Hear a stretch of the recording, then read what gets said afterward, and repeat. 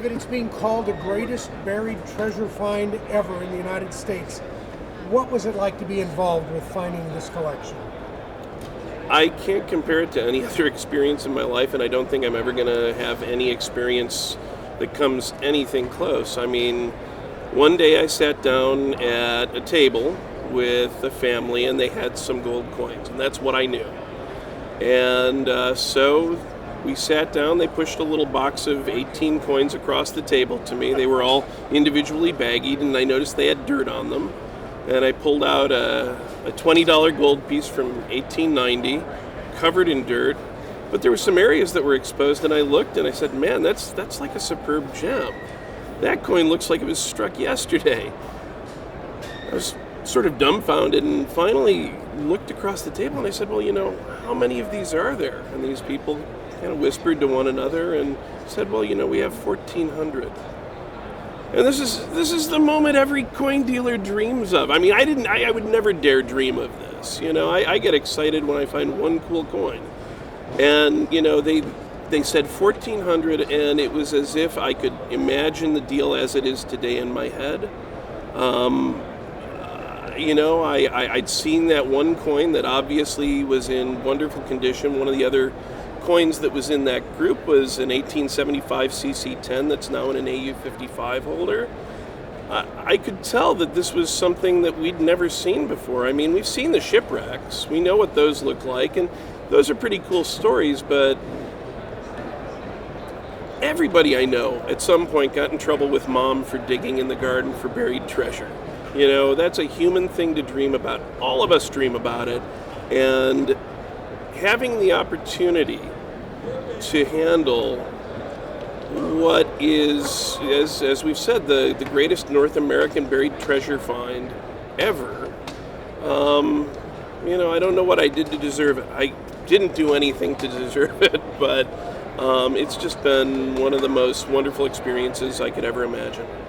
And what were the people's reactions as you shared with them the magnitude of what they had uncovered? Disbelief at first. They saw these coins and they understood that they were worth money. But their sense of it was, well, they're covered in dirt, and I mean, how much could they possibly be worth? I think that their idea of value was that maybe the best coin in the group might be worth $5,000. And so I said to them, well, this one coin alone, if the rest of the coin looks like the exposed part, could be worth a tremendous amount of money, tens or hundreds of thousands of dollars. And we met again and again over the course of a couple of months, and every meeting I was sort of easing them into the idea that they had something that wasn't just a windfall. And they didn't look at it and see dollar signs. I mean, they understood the historical import of this. But slowly but surely, I sort of got them used to the idea that this was really something special that other people were going to get really excited about. And of course, I was on the phone with them yesterday for about an hour, and they're beside themselves with happiness at the sort of reception the news has brought. I mean, I think that they expected that people would be interested in the story, but on Tuesday it was the number one trending news story on the internet. It's run in Ireland and Australia and New Zealand, and I'm doing interviews for people in China. Al Jazeera's running stories on it. I mean, this is something that speaks to every human being out there. Because again, we've all dreamed of buried treasure. Every one of us has. What can you tell us about the family that found it? They're wonderful people. I can't really stress that enough. They're really concerned with the idea of giving back. We've talked a lot about, what are they going to do with the money when they finally get it. And one of the first things they always bring up is, hey, there are hungry people within driving distance of where we live, and we want to make sure that, we give some money so that people around us have something to eat. That's not what you expect to hear from someone who, just essentially won the lottery. You usually hear, oh, we're going to Disneyland. simple, straightforward, thoughtful, intelligent people. And I've said this to several people. If I got to dole out treasures like this to people, they'd be on my very short list. And if you took away my family from that short list, they'd be the number one recipient if I got to choose who got this stuff. Where were the coins found and how were they found? They were found in California in gold country. The family have a dog. And every morning they would get up and walk the dog. And over the years that they'd lived on their property, they had basically slowly but surely worn a path onto the property between the house and a particular place on the property that they always hiked out to every day. And one day, last February, while they were on that path, for whatever reason, one of them looked down and there was this can. And, they were used to finding cans and nails and bullets and other weird things from the 19th century on the property. And, they were in the habit of digging stuff like that up because they love history. And so grabbed a stick and, kind of pried the can out of the ground. And it still had both lids on it. And it was awfully heavy. And so they carried it back to the house. And as they were carrying it back to the house, it was getting heavier and heavier. And they had to take a break. Finally got to the house and pried the top off, and there, nested into the dirt that had kind of gotten its way into the can over the years, was a single gold coin. They saw the edge of a single $20 gold piece poking out.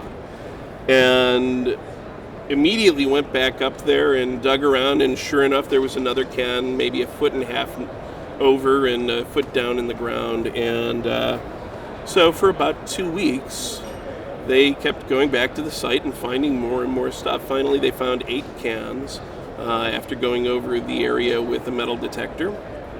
And each can had coins in it. And each of these cans had, it's kind of interesting, each can would have sort of a date range of coins. So, there would be one can that was full of 89s, 20s, and another can with, coins from the late 70s and early 80s in it. And the cans were all sort of in different states of repair. So, given the overall look of it, they sort of concluded, as I have, that, over time someone was putting these coins into the ground.